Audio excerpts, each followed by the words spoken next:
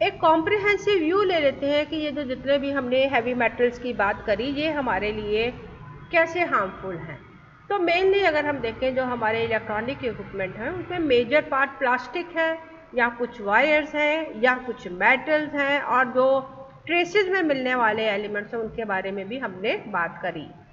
तो ये जो सारे कंपोनेंट्स हैं अल्टीमेटली जब हम इनको रेकलेसली यूज़ कर लेते हैं, थ्रो अवे करते हैं और अच्छी तरह से डिस्पोज ऑफ नहीं करते, तो ये ज़्यादातर या तो कूड़े में पहुंच जाते हैं और लैंडफिल के रूप में लैंड में दबा दिए जाते हैं, या बहुत बार हम देखते हैं इनको जला दिया जाता है क्योंकि जलाने से भी इनका वॉल्यूम कम हो जाता है।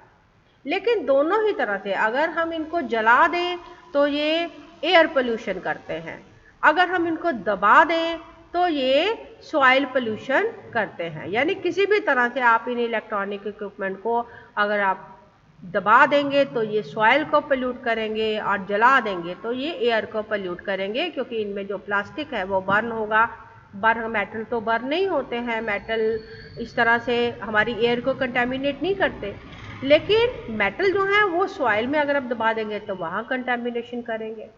सिमिलरली कई बार हम देखते हैं कि जब लैंडफिल में जब रेन हो गया या कोई और कारण हो गया जिसमें नदियों का पानी पहुंच गया या कोई बाढ़ आ गई, तो उसके कारण जो सॉइल में हमने लैंडफिल की तरह ऐसे एलिमेंट्स दबाए होते हैं वो हमारी वाटर बॉडीज तक पहुंच जाते हैं। इस तरह से ये ग्राउंड वाटर को भी पोल्यूट करते हैं।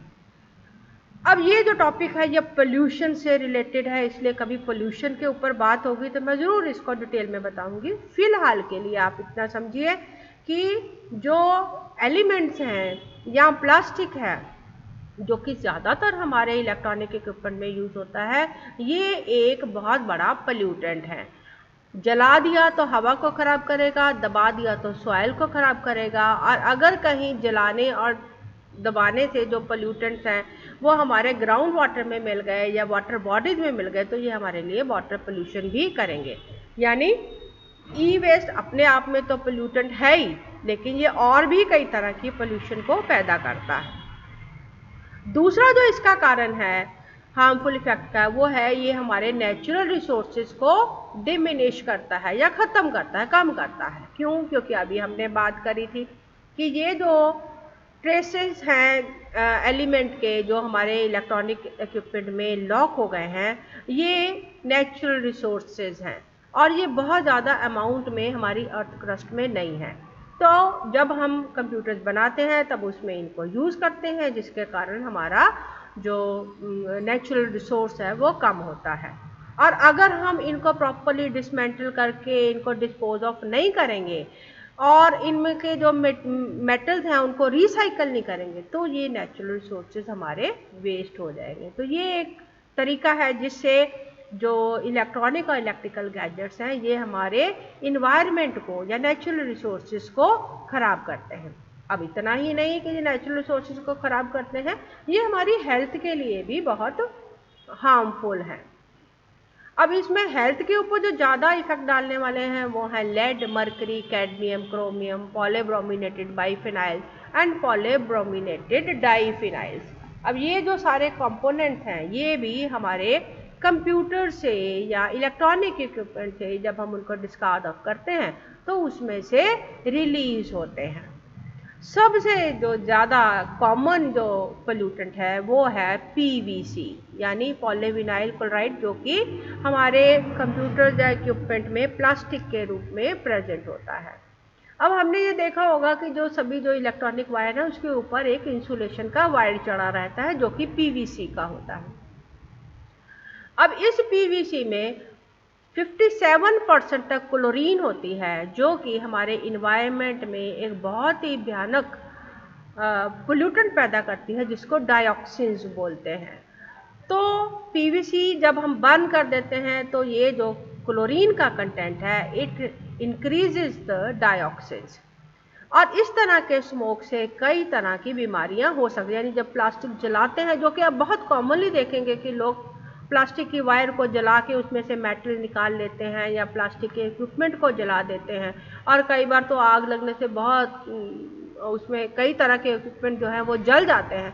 तो उनसे भी ये पोल्यूशन पैदा होता है। और ये जो स्मोक है ये कैंसर पैदा करता है, हमारे नर्वस सिस्टम को ख़राब करता है और इसके साथ साथ और भी कई हेल्थ हैजर्ड्स क्रिएट करता है। सभी जो मेटल्स हमने अभी ऊपर हमने पढ़े हैं उनमें से सभी जो मेटल्स हैं उनके ऊपर आप अलग अलग डाटा भी आपको मिलेगा, अलग अलग इन्फॉर्मेशन भी मिल सकती है कि वो कैसे हमारी हेल्थ के लिए हार्मफुल है। एक नेशनल ग्रीन ट्रिब्यूनल है इंडिया में जिसने ये एडवाइस किया था कि जो सिंगल यूज पीवीसी है उसको बैन कर दिया जाए। इसके बारे में आप अक्सर सुनते भी हैं, प्लास्टिक के बारे में बहुत कुछ, उसको बैन करने के लिए कई बार हम ऐसी मूवमेंट्स देखते हैं सोसाइटी में कि इसको यूज़ ना किया जाए। तो वो अक्सर किसके लिए होती है? सिंगल यूज पीवीसी के लिए होते हैं। क्यों? क्योंकि उनका बहुत शॉर्ट लाइफ होता है। तो आमतौर पे सिंगल यूज पीवीसी को तो बैन करने की बात की जाती है, लेकिन जो वायर्स और केबल्स में पीवीसी यूज होता है उसको बैन करने की बात नहीं की जाती, क्योंकि वो बहुत यूजफुल है फॉर इलेक्ट्रिकल इक्विपमेंट। तो लेकिन हमें ध्यान रखना चाहिए कि जब वो डिस्कार्ड ऑफ हो तो उनकी जो वायर्स हैं उनको प्रॉपरली डिस्पोज ऑफ किया जाए, नहीं तो वो जो पीवीसी है वो भी उतना ही खतरनाक होगा जितना कि हमारे सिंगल यूज वाले प्लास्टिक्स हैं। अब ये जो हार्मफुल इफेक्ट्स हैं ये हमारी हेल्थ के ऊपर कैसे है, इसके बारे में एक क्विक रिव्यू ले लेते हैं, क्योंकि ये भी टॉपिक बहुत बड़ा है, लेकिन थोड़ा इसको जान लेते हैं इसमें क्या क्या है। आमतौर पर जो टॉक्सिन्स हैं जैसे lead, mercury, cadmium, chromium, polybrominated, diphenyl, polybrominated, biphenyls, ये जो केमिकल्स हैं ये हमारे नर्वस सिस्टम के लिए या ब्रेन डेवलपमेंट के लिए बहुत रिस्पॉन्सिबल हैं। यानी हमारे जो मस्तिष्क से संबंधित बीमारियां हैं उनको कॉज करते हैं। ब्रेन डेवलपमेंट इसलिए क्योंकि ये ग्रोइंग जो बच्चे हैं, छोटी उम्र के जो बच्चे हैं, उनकी ब्रेन डेवलपमेंट में भी बाधा पहुंचाते हैं। तो ये बड़ों के लिए भी खतरनाक है, बच्चों के लिए भी खतरनाक है। ये हमारे ब्लड सिस्टम या हार्ट को इफेक्ट करते हैं, किडनी, लिवर, स्प्लीन को डैमेज कर सकते हैं। और अभी हमने स्मोक की बात करी थी तो रेस्पिरेटरी डिसऑर्डर तो ये क्रिएट करते ही हैं। इसके साथ साथ स्किन डिसऑर्डर या इरिटेशन, या कई बार जो लोग एक्सट्रक्शन का काम करते हैं, इन जो ई वेस्ट है उसमें से जो यूजफुल मेटल्स हैं उनको निकालने का काम करते हैं, उनको स्किन और डिसऑर्डर या इरिटेशन भी हम उसमें एज ए सिम्टम देख सकते हैं। अब इसके बाद एक और डाटा है हमारे पास। ये डाटा क्या कहता है कि लगभग 2/3 ई वेस्ट वर्कर्स हैं इंडिया के जो कि रेस्पिरेटरी एलिमेंट से सफ़र कर रहे हैं। यानी हम इतने बुरे तरीके से ई वेस्ट को मैनेज करते हैं कि जो लोग ई वेस्ट को रिसाइकल करने के काम में जुड़े हैं उनमें से हर 3 में से 2 को कोई ना कोई रेस्पिरेटरी एलिमेंट है। तो ये बहुत अलार्मिंग डाटा है हमारे लिए। ई वेस्ट के ऊपर UN global e waste monitor 2020 में भी इसके ऊपर खास तौर पे इसके ऊपर टिप्पणी की गई है कि e waste is a health and environment hazard containing toxic additives और हैजार्डस सब्सटेंसेस। इनमें मरकरी है जो कि ह्यूमन ब्रेन और कोऑर्डिनेशन सिस्टम को डैमेज करता है। तो स्पेशली मरकरी के बारे में कहा गया है, लेकिन बाकी जो हैवी मेटल्स हैं वो भी अपने अपने तरीके से हमारी हेल्थ को और हमारी इन्वायरमेंट को इम्पैक्ट करते हैं। अब हम बात करेंगे कुछ स्टैटिस्टिकल डाटा की, कुछ रिपोर्ट्स की, और जानने की कोशिश करेंगे कि इंडिया में ई वेस्ट को मैनेज करने के लिए क्या पॉलिसीज़ हैं और कैसे उनका इम्प्लीमेंटेशन है। तो उसको समझने के लिए हमें सबसे पहले कुछ इन्फॉर्मेशन चाहिए होगी कि कौन सी यूनिट्स इसमें यूज़ की गई हैं। एक तो यूनिट यूज़ की गई है मेगाटन, जिसको एब्रीवेट करके लिखा जाता है कैपिटल M स्मॉल टी। ये एक मीट्रिक यूनिट है जो कि इक्विवेलेंट है 1 मिलियन टन और 1 बिलियन किलोग्राम्स के। मीट्रिक टन MT यूनिट है जो कि 1000 किलोग्राम्स के बराबर है, जो कि 1 टन के इक्विवेलेंट होती है। इसको 1 टन भी बोला जाता है। इसमें जो रिपोर्ट ग्लोबल डाटा के लिए यूज की गई है वो है global e waste monitor 2014 by United Nations in World Economic Forum 2019 का रिपोर्ट है। Global e waste monitor 2020 by United Nations का रिपोर्ट है। और इंडिया के डाटा के लिए यूज़ की गई रिपोर्ट्स हैं वो है associated chamber of commerce and industry of India की, जिसको एसोचैम एब्रीवेट किया जाता है। तो एसोचैम की एक रिपोर्ट है ASSOCHAM Frost and Sullivan study report on world earth day, जो कि 22 अप्रैल 2016 को पब्लिश हुई थी। एक एसोचैम नेक joint study on electronic waste management in India on World Environment Day पे पब्लिश हुई रिपोर्ट है, जो कि 5 जून 2016 की है। ASSOCHAM KPMG joint study report है, जो कि 2017 में रिपोर्ट की गई थी।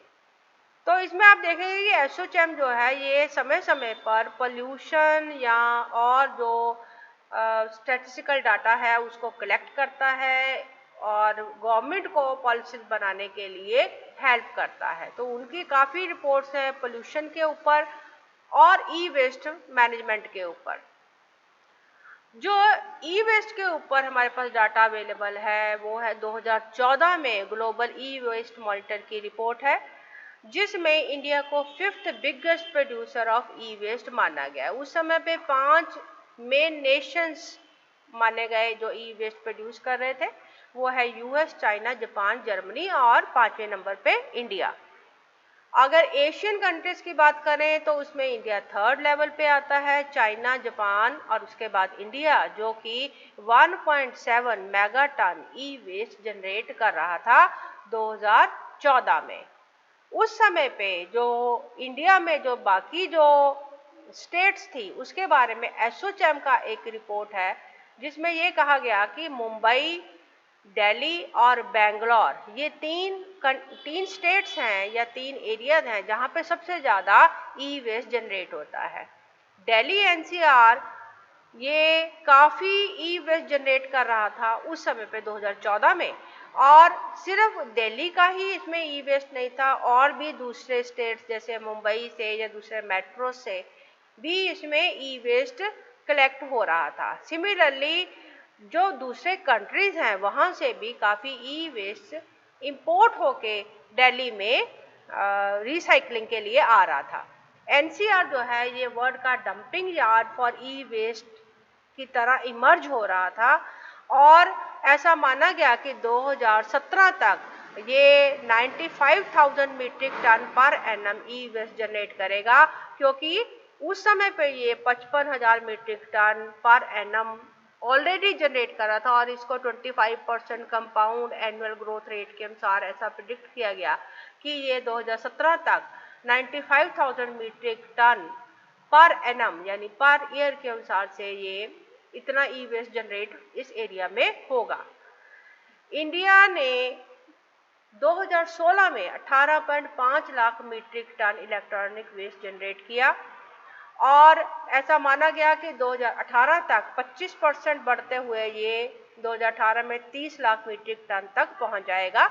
ऐसा दिया गया है रिपोर्ट 2016 की एसोचैम की रिपोर्ट में। 2016 में एसोचैम नेक जॉइंट स्टडी रिपोर्ट में ये बोला गया कि इंडिया जो है ये 4th largest generator of e waste है, और पूरे वर्ल्ड में ये एक मेजर इलेक्ट्रॉनिक वेस्ट जनरेटर की तरह इमर्ज हो रहा है।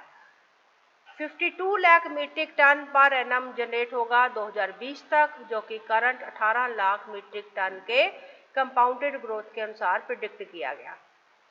एसोचैम की जो रिपोर्ट है 2016 की, जिसको ASSOCHAM Frost and Sullivan study report के नाम से जाना जाता है, इस रिपोर्ट में कहा गया कि biggest e waste recycling market of India is in Delhi, यानी दिल्ली में 30 से 40% इंडिया का जो ई वेस्ट है वो रिसाइकल हो रहा है। बॉम्बे और चेन्नई इसके बाद थे दूसरे नंबर पे, और 2016 की रिपोर्ट में ये माना गया कि महाराष्ट्र जो है ये सबसे ज़्यादा ई वेस्ट कंट्रीब्यूट कर रहा है, यानी अलग अलग जगह पे अलग अलग आपको डाटा मिलता है। एसोचैम नेक स्टडी रिपोर्ट 2018 में ये कहा गया कि महाराष्ट्र पहले नंबर पे है इंडिया में ई वेस्ट जनरेट करने के लिए, और दिल्ली कंपैरेटिवली उसका जो नंबर है वो थोड़ा नीचे आ गया है इस रिपोर्ट के अनुसार। अब सोचने की बात यह है कि इतना जो ई वेस्ट है वो इंडिया में आता कहाँ से? इतना तो ई वेस्ट इंडिया में ही जनरेट नहीं हो रहा होगा। तो इंडिया के लिए एक और प्रॉब्लम है कि इंडिया में बहुत इलीगल इंपोर्ट होता है ई वेस्ट का। और ये जो ई वेस्ट जो इंपोर्ट होता है, क्योंकि ये इलीगल है इसलिए गवर्नमेंट के पास इसका कोई डाटा नहीं है। लेकिन 2007 में भी manufacturers association of information technology का जो एसोसिएशन है, वहाँ की रिपोर्ट के अनुसार 2007 में लगभग 50,000 टन इलेक्ट्रॉनिक वेस्ट इंडिया में रिसीव हुआ। 2015 की रिपोर्ट के अनुसार, जो कि यूनाइटेड नेशन एनवायरनमेंट प्रोग्राम के द्वारा दी गई है, इसमें बताया गया कि चाइना, इंडिया, मलेशिया और पाकिस्तान, ये 4 कंट्रीज का नाम लिया गया जो कि मेन डेस्टिनेशन बनते हैं, जहां पर बड़े लार्ज स्केल पे शिपमेंट्स हजारदस वेस्ट के एशिया में आते हैं। यानी दूसरे देशों का जो ई वेस्ट है वो इन 4 कंट्रीज में रीसाइक्लिंग के लिए बहुत बड़े अमाउंट में इंपोर्ट होता है। अब ये जो हजारदस वेस्ट है, इसकी मैनेजमेंट के लिए हमारे पास कोई बहुत अच्छी पॉलिसीज नहीं है, क्योंकि ये इलीगल इंपोर्ट है। Ironically, according to Hazardous and Other Waste Management and Transboundary Rules 2016, यानी 2016 के जो रूल बने हैं फॉर वेस्ट मैनेजमेंट ट्रांसबाउंड्री, यानी दूसरे देशों से आने वाली जो वेस्ट है उसके लिए, उसके अनुसार इंडिया में ई वेस्ट को डिस्पोजल के लिए इंपोर्ट करना बैंड है। फॉर रिसाइकलिंग परमिशन लेने की ज़रूरत होती है गवर्नमेंट से, और गवर्नमेंट के डाटा के अनुसार पिछले 5 साल में गवर्नमेंट ने ऐसी कोई भी परमिशन किसी भी इंपोर्टर को नहीं दी है। तो ये स्टेटस बताता है हमें कि कैसे इलीगल तरीके से जो ई वेस्ट है वो इंडिया में इंपोर्ट होता है और बिना किसी पॉलिसी, बिना किसी प्रॉपर मैनेजमेंट के डिस्पोज ऑफ होता है। दूसरा कारण, ये जो इंपोर्ट हो रहा ई वेस्ट है ये रिसाइकल भी अनऑर्गेनाइज सेक्टर में होता है। आमतौर पे कबाड़ी वाले, स्क्रैप डीलर्स या डिसमेंटलर्स, जिनको ना तो सेफ्टी मेजर्स की बहुत जानकारी है, ना ही वो बहुत केयरफुल होते हैं ई वेस्ट के साथ डील करने के लिए, उनके हाथों से ये ई वेस्ट रिसाइकल होता है। और उनको ये मालूम होता है कि इसमें कुछ प्रीशियस मेटल हैं, यानी सर्किट में गोल्ड भी होता है, सिल्वर भी होता है, प्लेटिनम भी होता है, या और भी प्रीशियस मेटल्स होते हैं, तो उनको ये रिकवर करने के लिए बड़े डेंजरस मेथड्स यूज करते हैं। और 2016 के जब वर्ल्ड अर्थ डे पे रिपोर्ट पढ़ी गई थी एसोचैम की, उसमें ये कहा गया कि 5 लाख चाइल्ड लेबरर जो हैं 10 से 14 साल के बच्चे, वो ई वेस्ट में एंगेज हैं, यानी वो कूड़ा बीनते हैं, इकट्ठा करते हैं या उसको सेग्रीगेट करते हैं। और क्योंकि इतनी बड़ी तादाद में बच्चे इसमें इन्वॉल्व थे, इसलिए ये सिफारिश की गई कि कोई इफेक्टिव लेजिस्लेशन बनाया जाए जिससे इन बच्चों को ई वेस्ट में काम करने से रोका जा सके। अब ये तो बात हो गई रिसाइकलिंग की, कि जो रिसाइकलिंग हो रहा है या जो ई वेस्ट कलेक्ट हो रहा है उसको हम कैसे मैनेज कर रहे हैं। अब इसके बाद हमारे पास डाटा आता है जो कि हमें बताता है कि हम इसके बावजूद भी कितना जो ई वेस्ट है उसको रिसाइकल कर पाते हैं। Less than 2% of India's total electronic waste gets recycle, यानी इस समय पे 2014 में जो रिपोर्ट आया उसमें बताया गया कि जितना भी ई वेस्ट इंडिया में इंपोर्ट होता है उसमें से सिर्फ 2% ही रिसाइकल होता है। क्यों? क्योंकि हमारे पास प्रॉपर इंफ्रास्ट्रक्चर नहीं है, लेजिस्लेशन नहीं है, फ्रेमवर्क नहीं है। सिमिलरली 2016 में भी एक रिपोर्ट आया, उसमें भी यही कहा गया कि 2.5% इंडिया का टोटल ई वेस्ट रिसाइकल होता है। कारण वही poor infrastructure, legislation and framework, जिसके कारण अगर हम जितना इंपोर्ट हो रहा है या किसी भी तरीके से जो भी ई वेस्ट इंडिया में आ रहा है, अगर हम उसको रिसाइकल कर पाए तो हम कम से कम अपने नेचुरल रिसोर्सेज को बचा सकते हैं। लेकिन क्योंकि बहुत कम अमाउंट में रिसाइकल हो रहा है, इसलिए अभी भी उससे कोई ज़्यादा नेचुरल रिसोर्सेज सेव नहीं किए जा सके और हमारे इन्वायरमेंट को और हेल्थ को हर तरह से ये जो ई वेस्ट है ये नुकसान पहुंचाता है। हमारे पास 2017 का एक रिपोर्ट अवेलेबल है जिसमें बताया गया कि इंडिया जो है ये 5th largest producer of e waste है, जो कि लगभग 2% से भी लेस, 2% से भी कम ई वेस्ट को रिसाइकल करता है। 2018 में भी कुछ ऐसा ही डाटा हमारे पास आया। India generate around 2 million ton per annum, जिसमें से 4.38 लाख टन पर एनम ही रिसाइकल होता है, because of lack of infrastructure, absence of legislative framework etcetera. यानी 14 से 18 तक कोई इसमें कोई बहुत अच्छा बदलाव हमें देखने को नहीं मिला। United nation in World Economic Forum 2019 की रिपोर्ट कहती है कि बाकी देशों में जो ग्लोबल जो सिनेरियो है उसमें लगभग 20% ई वेस्ट जो है रिसाइकल हो रहा है।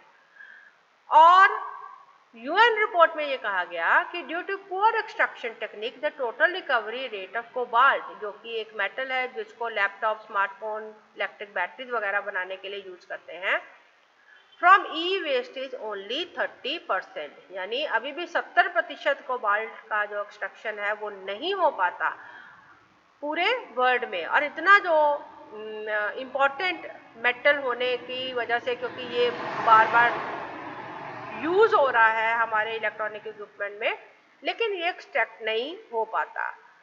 Report cited that one recycler in China already produced more cobalt by recycling। इसमें एक रिपोर्ट में ये हवाला दिया गया कि चाइना में जो रिसाइकलिंग है वो काफ़ी अच्छे लेवल पे है, और चाइना ने जितना वो अपने ओर से या माइन से जो कोबाल्ट एक्सट्रैक्ट करते हैं उसके कंपैरेटिवली उन्होंने ज़्यादा कोबाल्ट पैदा किया रिसाइकलिंग के द्वारा। और जो कोबाल्ट हम रिसाइकल करके इलेक्ट्रॉनिक इक्विपमेंट से निकालते हैं उसकी एक्सट्रैक्शन में जो एनर्जी का यूजेज है वो भी ओर से या माइनिंग के द्वारा जो कोबाल्ट निकाला जाता है उसके कंपैरेटिवली 2 से 10 टाइम मोर एनर्जी एफिशिएंट है। तो इस तरह से अच्छे एग्जाम्पल भी दिए गए कि चाइना अगर इंपोर्ट ज़्यादा हो रहा है वहाँ पर, तो उन्होंने कोबाल्ट का भी एक्सट्रैक्शन ज़्यादा किया है, अपने नेचुरल रिसोर्सेज को सेव किया है। लेकिन इंडिया के बारे में ऐसा हमारे पास डाटा नहीं है। अब ये जो रिपोर्ट है ये हमें बताती है कि ग्लोबल ई वेस्ट मॉनिटर 2020 में हमारे पास एक रिपोर्ट है जिसमें बताया गया कि record 53.6 million ton of electronic waste was generated globally in 2019। इतना ई वेस्ट जनरेट हुआ, जिसमें से इसका 21% जो है जो पिछले 5 सालों में ही जनरेट हुआ। China biggest contributor to e waste है 10.1 मिलियन टन, और इंडिया जो है ये अब उछल के तीसरे नंबर पे आ गया है, third biggest contributor of e waste है। और ये तीनों कंट्रीज इंडिया, यूनाइटेड स्टेट्स और चाइना मिलकर लगभग total 38% of world's e waste जो है वो जनरेट कर रहे हैं। एशिया में लगभग 24.9 मिलियन टन, अमेरिका में 13.1 मिलियन टन और यूरोप में 12.1 million ton. ASSOCHAM next study report 2018 ये क्या कहती है? ये कहती है कि जून 2018 में ये रिपोर्ट पेश हुई। इसमें कहा गया कि sad part is that mere 5% of the India's total e waste get recycled. Comparatively better data दिया गया है कि 5% ई वेस्ट रिसाइकल हो रहा है, लेकिन फिर भी ये हवाला दिया गया कि पुअर इंफ्रास्ट्रक्चर, लेजिस्लेशन और फ्रेमवर्क की वजह से हम अपने नेचुरल रिसोर्सेज को घटने से रोक नहीं पा रहे और हमारे इन्वायरमेंट को और लोगों की हेल्थ को नुकसान हो रहा है। और इसमें माना गया कि लगभग 95% ई वेस्ट जो है ये अनऑर्गेनाइज सेक्टर के द्वारा मैनेज हो रहा है, जो इसको हैंडल करते समय कोई बहुत अच्छी यूज नहीं, बहुत जो इसको डिसमेंटल करते समय 95% ई वेस्ट जो जनरेट हो रहा है वो अनऑर्गेनाइज सेक्टर से मैनेज हो रहा है और कोई बहुत अच्छे तरीके से वो इसको मैनेज नहीं करते। यूनाइटेड नेशन की 2019 की रिपोर्ट है, उसमें माना गया कि इंडिया के पास अब 178 रजिस्टर्ड ई वेस्ट रिसाइकलर्स हैं, लेकिन ये जो रिसाइकलर्स हैं ये बहुत रिसाइकलिंग का काम नहीं कर रहा था। ये कहा गया but many of India e waste recyclers are not recycling waste at all, यानी बिल्कुल भी वो काम नहीं कर रहे, जबकि कुछ जो है बहुत हजार्डस कंडीशन में काम कर रहे हैं, जबकि उनकी उस मटेरियल को हैंडल करने की कैपेसिटी भी नहीं है। और इसके बारे में यूनाइटेड इन्वायरमेंट मिनिस्ट्री को इसके बारे में संज्ञान लेने के लिए कहा गया। अब ये सिचुएशन है इंडिया में 2019 तक ई वेस्ट मैनेजमेंट की। सोचने की बात है कि जो गलती कहाँ हो रही है या रिसाइकलिंग क्यों फेल हो रहा है। मुख्य कारण poor infrastructure, legislation and framework. हालांकि 2011 से इंडिया में सेफ रिसाइकलिंग के रूल्स बने हुए हैं, लेकिन अभी भी 90% तक जो ई वेस्ट का मैनेजमेंट है वो स्लम्स में या छोटे छोटे टाउन्स में या कुछ बड़े टाउन की झोपड़ा पट्टी में इसका जो रिसाइकलिंग का काम चलता है। Of total e waste produced in 2060, only 20% is documented to be collected properly and recycled, जबकि बाकी के लिए कोई भी रिकॉर्ड हमारे पास अवेलेबल नहीं है। यानी अभी भी जो सिचुएशन है, एक फ्रेमवर्क के होते हुए भी इम्प्लीमेंट नहीं हो पा रही और अच्छी कंडीशंस में ये रिसाइकलिंग नहीं हो रही। लीगल फ्रेमवर्क में laws to manage e waste बनाए गए थे 2011 में, और ये मैंडेट किया गया, पक्का किया गया था कि कुछ जो ऑथोराइज्ड डिसमेंटलर हैं वही ई वेस्ट को कलेक्ट करेंगे और रिसाइकल करेंगे। ई वेस्ट मैनेजमेंट रूल 2016 वो इन इश्यूज को के ऊपर बने हुए हैं, जो कि एक्सटेंडेड प्रोड्यूसर रिस्पॉन्सिबिलिटी की बात करते हैं। एक्सटेंडेड प्रोड्यूसर रिस्पॉन्सिबिलिटी का मतलब ये है कि जो प्रोड्यूस करते हैं इलेक्ट्रॉनिक इक्विपमेंट या सेल करते हैं, उनकी रिस्पॉन्सिबिलिटी बनती है कि वो कुछ प्रतिशत के अनुसार जो जो वेस्ट जनरेट हो रहा है, ई वेस्ट जनरेट हो, उसको कलेक्ट भी करें। That is extended producer responsibility, कि वो इफेक्टिव प्लान बनाएं ताकि वो कलेक्शन सेंटर की तरह काम करें, जहाँ पर जाके आप पुरानी मशीन को या पुराने इक्विपमेंट को वापस कर सकें और उसको वो कलेक्ट करके प्रॉपर रिसाइकलिंग के लिए भेजें। कुछ बाय बैक मैकेनिज्म्स हो सकते हैं, जैसे कई बार हम देखते हैं कि फ़ोन को वापस आप जहाँ से ख़रीदा है वहाँ जमा करा के कुछ आप उसे आप डिस्काउंट भी प्राप्त कर सकते हैं। सिमिलरली ई आइटम्स को चैनलाइज करने के लिए भी इनके ऊपर रिस्पॉन्सिबिलिटी डाला गया। जो सेलर्स हैं या मैन्युफैक्चरर्स हैं, ये 2011 और 2016 के रूल्स में इनको इंक्लूड किया गया। अब हम आ जाते हैं 2018 और 2019 की करंट सिचुएशन के ऊपर। 2018-19 का जो डाटा है उसके अनुसार इंडिया में जितने ई वेस्ट का जो मैनेजमेंट है उसके अनुसार 180 कंट्रीज में थे, इंडिया का रैंक 177 है, यानी बॉटम के 5 on the environment performance index. ये रिपोर्ट वर्ल्ड इकोनॉमिक फोरम की है 2018 की। E-waste quantity is that is recycled in India is about so many 782080.61 metric ton per annum by 312 authorized e-waste dismantler recyclers as published on this date। तो एक date दिया गया आपको, इस date पे ये डाटा मेंशन हुआ है जिसमें कितने डिसमेंटलर किस स्टेट में वर्क कर रहे हैं उनका एक लिस्ट दिया गया है। अब इस ई वेस्ट को मैनेज करने के लिए क्या किया जा सकता है, मुद्दे की बात तो ये है कि हम आगे क्या कर सकते हैं। here are some ways in which we can tackle the electronic waste issues। जो पॉलिसीज बनी हुई हैं, जो रूल्स बने हुए हैं, उनको स्ट्रिक्टली इम्प्लीमेंट किया जाए।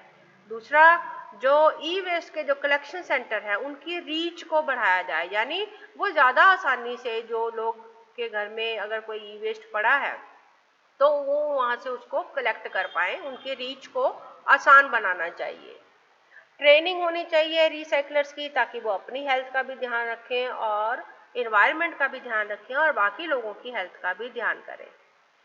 चाइल्ड लेबर को स्पेशली ई वेस्ट की रिसाइकलिंग में रोकने की ज़रूरत है। Organizing and providing structure to establish informal recycling sector, उसको भी बढ़ावा देने की ज़रूरत है ताकि और ज़्यादा रिसाइकलिंग का काम हो सके। ऐसा कहा गया था ASSOCHAM Frost and Sullivan study report 2016 में, जो कि अप्रैल 2022 में पब्लिश हुई है। इसके बाद ई वेस्ट, जो प्लास्टिक भी जिसमें प्रेजेंट होता है, बाय वेट डाटा दिया गया कि लगभग 25% तक होता है। तो इसको अच्छी तरह से अगर हम रिसाइकल, प्लास्टिक को ही रिसाइकल करने का कोई अच्छा तरीका खोजें, तो ई वेस्ट में जो मौजूद प्लास्टिक है उससे होने वाले जो हार्मफुल इफेक्ट्स हैं उससे हम बच सकते हैं।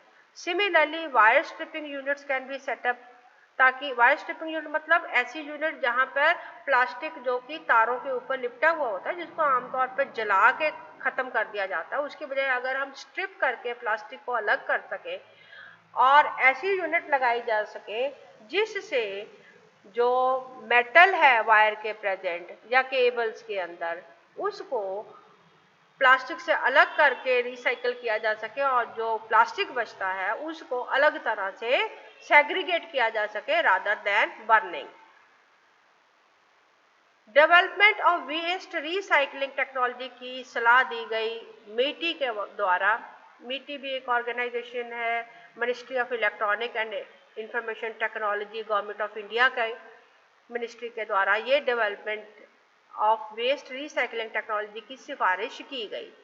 Develop affordable technology in an environmental sound manner, यानी ऐसी टेक्नोलॉजी डेवलप करी जाए जो कि इन्वायरमेंट के लिए ज़्यादा बेहतर है।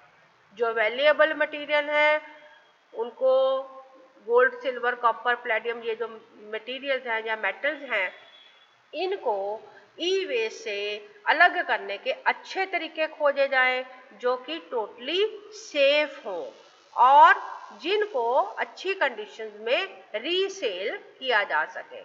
और जो प्लास्टिक है इसके बारे में कहा गया, the technology has already been transferred for commercialization of for novel recovery and conversion of e-waste plastic to value-added products such as ceramic and plastic filaments for 3D printing। यानी जो प्लास्टिक इसमें use हो रखा है उसके लिए कहा गया कि ऐसी टेक्नोलॉजी ऑलरेडी डेवलप हो चुकी है जिससे हम इस प्लास्टिक को सिरेमिक या प्लास्टिक फिलामेंट में कन्वर्ट कर सकते हैं ताकि हम उसको 3D प्रिंटिंग के लिए यूज कर सकें। ये डाटा जो है ये आपको मीटी की रिपोर्ट जो है उसमें आपको मिल जाएगा।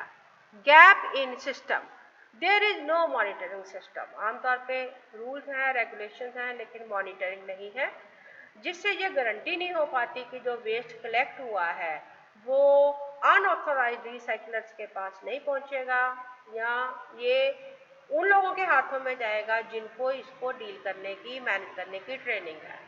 अकॉर्डिंग टू CPCB, जो कि सेंट्रल पोल्यूशन कंट्रोल बोर्ड का एब्रीवेशन है, according to CPCB there are 214 authorized recycler dismantlers in India. In 1670 they treated only 0.036 million tons of India's 2 million ton of e-waste।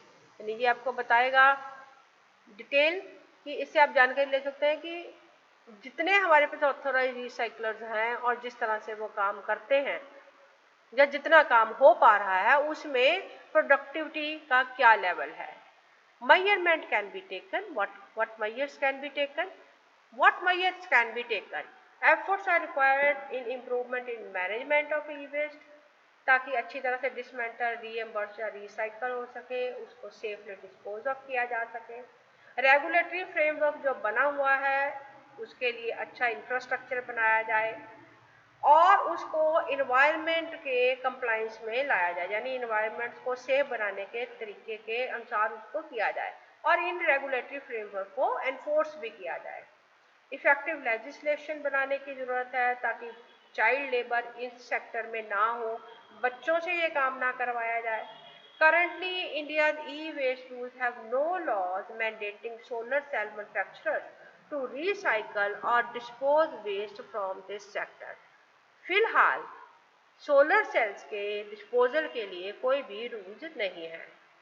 तो अवेयरनेस कैंपेन्स होनी चाहिए जिससे safety measures use किए जा सकें, skill development होना चाहिए, इंट्रोडक्शन ऑफ टेक्नोलॉजी होना चाहिए, ऐसी टेक्नोलॉजी यूज़ होनी चाहिए जिससे हम सिचुएशन को ज़्यादा इम्प्रूव कर सकें। तो ये ज़रूरतें हैं कुछ फ़िलहाल इंडिया की, जिससे हम ई वेस्ट को प्रॉपरली मैनेज कर पाएँ। ऐसा नहीं है कि सब बुरे ही एग्जाम्पल हैं, दुनिया में अच्छे एग्जाम्पल्स भी हैं ई वेस्ट मैनेजमेंट के, जिसके बारे में आपको आइडिया मिलेगा management examples from other countries का। ASSOCHAM KPMG joint study report 2017 में साउथ कोरिया का एग्जाम्पल दिया गया है, जो कि largest producer of electronic manage to recycle 21% of total 0.8 million tons of e-waste that is produced in 2015। तो ऐसे देश हैं जहां पर बहुत अच्छा ई वेस्ट का मैनेजमेंट हो रहा है। सिमिलरली सियोल का एग्जांपल है, जो कि रिसाइकल करता है all the e waste that it produce, जो जितना भी ई वेस्ट बना रहा है उसको रिसाइकल करता है। और इन्होंने सियोल रिसोर्स सेंटर रिसीव किया है, जिसने 20% ऑफ सियोल ई वेस्ट का जो 20% ऑफ ई वेस्ट था वो एक्सट्रैक्शन और वैल्यूएबल मटेरियल को एक्सट्रैक्ट करने के लिए उसमें को यूज़ किया, और बाकी जो रिमेनिंग 80% है वो कंप्लीटली लैंड फिलिंग के लिए यूज़ किया। यानी अपनी तरफ से कोशिश की गई कि कम से कम पोल्यूशन हो। Further, media reports says that 2020 Tokyo Olympic medal will be made from 50,000 ton of e-waste. By November 2018, organizer had collected 47,488 tons of device, from which nearly 8 tons of gold, silver and bronze will be extracted to make 5,000 medals. तो ये उनका planning था। About 1600 to 90% municipal authorities in Japan were involved in collection of e-waste। ये कुछ examples हैं जिससे हम अच्छी मैनेजमेंट ऑफ ई वेस्ट के बारे में सीख सकते हैं। दूसरे कंट्रीज के एग्जाम्पल से हम कुछ सीख ले सकते हैं, ताकि हम अपने देश में भी ई वेस्ट को प्रॉपरली मैनेज कर सकें। अब हम बात करते हैं न्यू ई वेस्ट, जो कि सोलर सेल से उत्पन्न हो रहा है। India is among the leading markets for solar cells. India में काफ़ी सोलर सेल्स लगाए जा रहे हैं, क्योंकि गवर्नमेंट का कमिटमेंट है कि वो 100 गीगावाट ऑफ सोलर पावर में सक्षम होगा 2022 तक। इसमें इंडिया ने काफ़ी सोलर सेल्स लगभग 28 गीगावाट के लगाए हैं, जिसके लिए बहुत सारा सोलर पीवी सेल जो है वो दूसरे देशों से इंपोर्ट किया गया है। ये जो सोलर ई वेस्ट है, इसके बारे में रिपोर्ट है Bridge to India BTI on energy consultancy firm की, that by 2050 India will likely stare at a pile of new category of electronic waste, namely solar e waste. कि 2050 तक India के पास एक नई समस्या आ जाएगी, जिसमें एक बहुत बड़ा ढेर होगा, जिसमें सोलर ई वेस्ट यानी सोलर पैनल जो टूट गए, खराब हो गए, रिपेयर से बाहर हो गए, उनका एक ढेर इंडिया के पास होगा। इंडियाज PV या photovoltaic waste volume is estimated to grow to 200,000 tons by 2030 and around 1.8 million tons by 2050। तो आगे आने वाले दिनों में सोलर सेल्स, जो कि काफ़ी बड़े पैमाने पर इंपोर्ट हो रहे हैं, लगाए जा रहे हैं, ताकि जो इंडिया की एनर्जी की ज़रूरत है या इलेक्ट्रिसिटी का ज़रूरत है उसको पूरा किया जा सके। लेकिन उसके साथ साथ जो सोलर सेल्स हैं ये भी एक बहुत बड़ा ई वेस्ट जनरेट करेंगे 2030-2050 तक। Current situation solar cell e waste bridge to India report में कहा गया है कि India is poorly position to handle photovoltaic waste as it doesn't yet have a policy guidelines on the same. अभी policy guidelines नहीं बनी है इसके ऊपर। The e waste rules make no mention of solar PV waste. E waste के जो rule अभी India में लागू हैं उसमें सोलर PV वेस्ट के बारे में कोई नियम नहीं है। Lack of policy framework is coupled with the fact that even basic recycling facilities for laminated glass and e-waste are unavailable. Despite the e-waste regulation being in place for over 7 years, only less than 4% of the estimated e-waste is recycled in the organized sector as per the latest CPCB estimate। यानी pollution board के अनुसार लगभग 4% ई waste अभी recycle India में हो रहा है, लेकिन उसमें से भी कोई ऑर्गेनाइज सेक्टर का जो हमारे पास डाटा है वो लगभग इतना ही है। बहुत कितना अनऑर्गेनाइज सेक्टर में हो रहा है इसका डाटा अवेलेबल नहीं है। तो ये हो गई हमारी करंट सिचुएशन, जिसके ऊपर बड़ी टाइमली और बड़ी फ्रेश रिपोर्ट है, ब्रिज टू इंडिया रिपोर्ट, उसके से आप और जानकारी ले सकते हैं। So with this I have tried to give you a comprehensive idea about the status of e-waste। India में अभी क्या हालात हैं और पिछले कुछ सालों से कैसे हालात बदले हैं या नहीं बदले हैं, या कैसे कुछ सालों में हमारा ई वेस्ट का जो ढेर है वो बड़ा से बड़ा होता जा रहा है और आगे और क्या चैलेंजेस हमारे पास आने वाले हैं, इसके बारे में मैंने आपको कॉम्प्रिहेंसिव इंफॉर्मेशन देने की आपको कोशिश करी। आई होप आपको मेरा वीडियो पसंद आया होगा। पोल्यूशन या पोल्यूशन से संबंधित और कोई जानकारी आपको चाहिए हो तो आप मुझे बता सकते हैं। I will try to help it out. And thank you very much for watching this video। You can find some more competitive exam से related video के लिए आप मेरी YouTube चैनल को देख सकते हैं। अपना जो भी आपका फीडबैक है शेयर कर सकते हैं। Thank you very much.